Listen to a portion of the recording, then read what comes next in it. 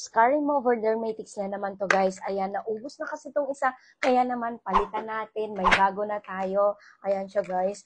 Actually, pangalawang tube ko na to guys. Yung isang ganito, marami-rami po yung laman niya. At guys, ganito po siya kung paano lagyan or applyan yung ating keloids or scars.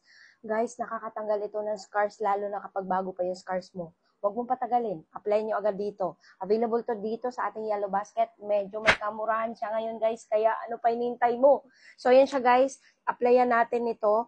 Ganito po yung texture niya ha. Ganyan ha. As in gel po siya. Scar remover gel. Ayan siya ha. Ayan, ganyan ang laman. And then, syempre, para hindi sayang, i-massage nyo lang mabuti dito sa scars nyo, ganyan. Nung una, ganito yung, keloid ko or scars.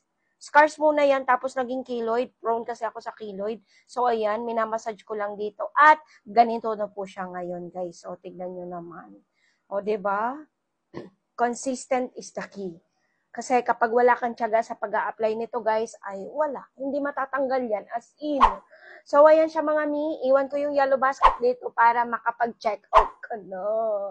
Siya nga po pala. Pwede din po yan sa scars ng face. Yes, sa buo nating katawan, pwede. Dermatics Scar Remover.